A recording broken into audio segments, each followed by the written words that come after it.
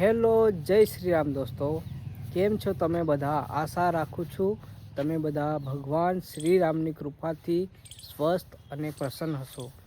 દોસ્તો, આજે બહુ દિવસથી વ્લોગ શૂટ કરું છું, કારણ કે હું બહાર રહું છું અને વ્લોગ ઉતારવાનો જરા પણ સમય મળતો નથી, કારણ કે આખો દિવસ કંઈક ને કંઈક કામ કરવાનું હોતું હોય છે.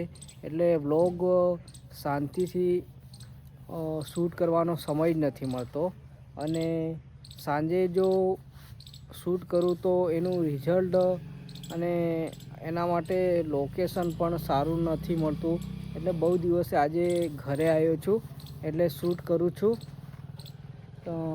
અને દોસ્તો, તમે મારી ચેનલ સબસ્ક્રાઈબ કરો તો મને મોટિવેશન મળે, આગળનું આપણી આ રામધામ સેવા આશ્રમ ચેનલનું લક્ષ્ય સુધી પહોંચવાનો માર્ગ મળે.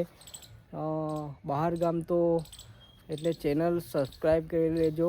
બહાર ગામ તો જવું જ પડે.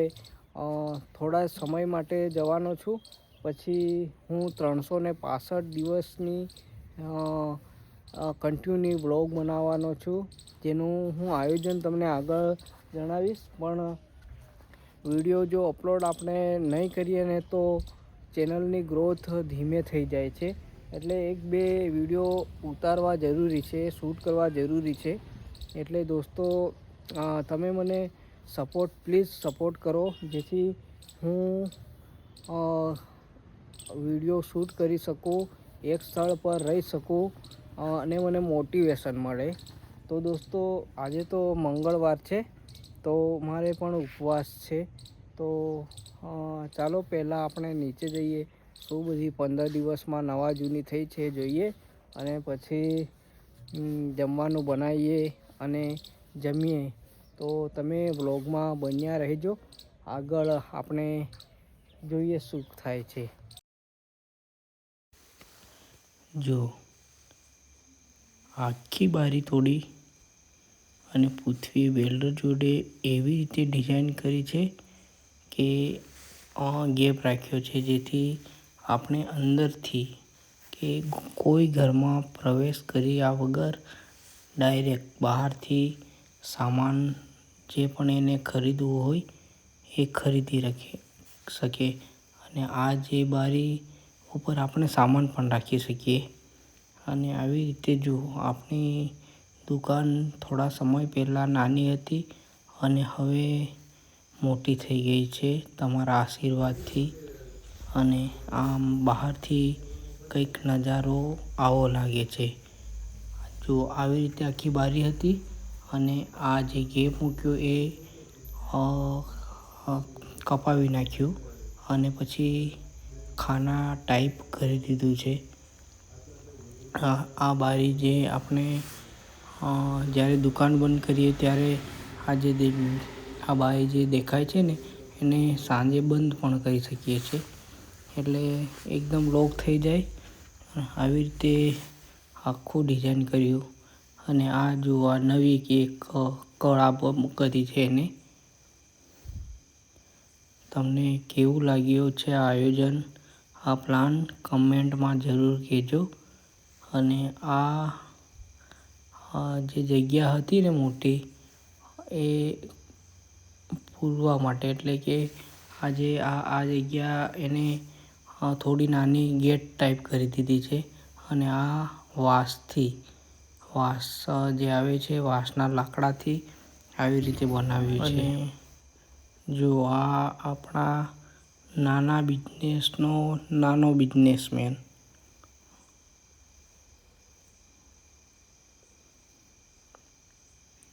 લાગે છે કે વધારે બિઝનેસનો વધારે શોખ છે. નાનો કરીને મોટો બિઝનેસ કરી નાખું એમ વિચારતો હશે.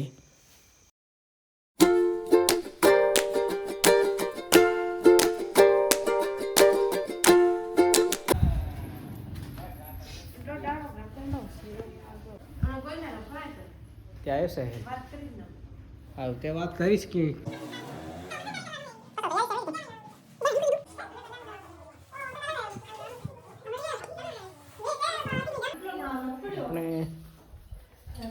દાળ ચડી ગઈ છે તો દાળ વઘારીએ.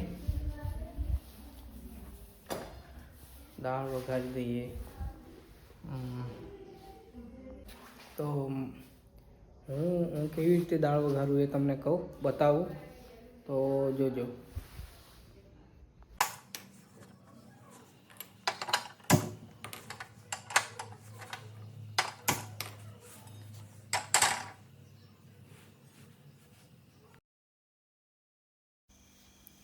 દાળ ચડી ગઈ છે બરોબરની. ઉપર કંઈ ઘેટવાની પણ જરૂર નથી. આપણે ગેસ ધીમો મેં કરી દીધો અને હવે છે ને આમાં ડાયરેક્ટ મરચું, મીઠું, મસાલો એ બધું ડાયરેક્ટ એ સાદી દાળ છે ને એટલે ડાયરેક્ટ આનેમાં નાખીને બીજું કંઈ જ નાખવાની જરૂર નથી. એકદમ સાદામાં સાદી દાળ. આ મેં હમણાં ધાણા પાવડર નાખ્યો છે અને આને બધું હવે આપણે મિક્સ કરી દઈએ. આ હળદર નાખી અને આ જો મેં ડુંગળી પણ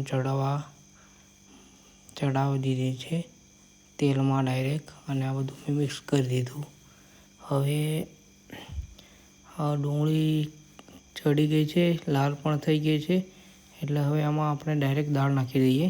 બીજું કંઈ પણ નાખવાની જરૂર નથી. સાદામાં સાદી દાળ, એકદમ સાત્વિક ભોજન. કોઈ વધારે મસાલો નહીં, કંઈ પણ નહીં. અને ધીમે ધીમે આને આપણે આવી રીતે ફેરવી દેવાનું અને પછી થોડી વાર ઉકાળો મારી દે ને એટલી વાર ચડવા દેવાનું. આ ધાણા પણ નાખી દીધા અને બધું મિક્સ કરી દીધું છે. બસ એને હવે થોડી વાર આપણે ઉકળવા દઈએ.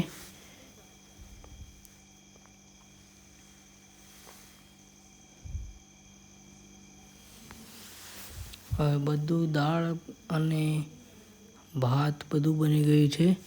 હવે સાંજનો સમય થયો છે પૂજા કરવાનો, તો હું હાથ પગ ધોઈ લઉં અને દુકાનની સામે જ શ્રી રામ ભગવાનજીનો ફોટો રાખ્યો છે ત્યાં પૂજા કરીશ. અત્યારે નાનું મંદિર લાવવાનું બાકી છે, પણ આવી રીતે એક બોક્સમાં શ્રી રામજી ભગવાનનો ફોટો મૂક્યો છે અને ચાલો પૂજા કરી લઈએ, ભગવાનને સ્મરણ કરી લઈએ. આ મારો આધાર તો રામ ભગવાન જ છે, તો એનું નામ તો હું 24 કલાક લઉં છું, પણ દીવો અગરબત્તી કરી લઉં, પ્રાર્થના કરી લઉં. અને હવે જમી લઈએ, પણ એ પહેલાં હું ભગવાનને પણ થાળ ધરાવી લઉં, પછી જમીશ. તો ભગવાનને મેં થાળ ધરાવી દીધો છે. તો દોસ્તો, આ વ્લોગ તમને આ વિડીયો પસંદ આવ્યો હોય તો પ્લીઝ મારી ચેનલને સબસ્ક્રાઈબ કરી લેજો અને મને પ્લીઝ સપોર્ટ કરજો. જય શ્રી રામ દોસ્તો.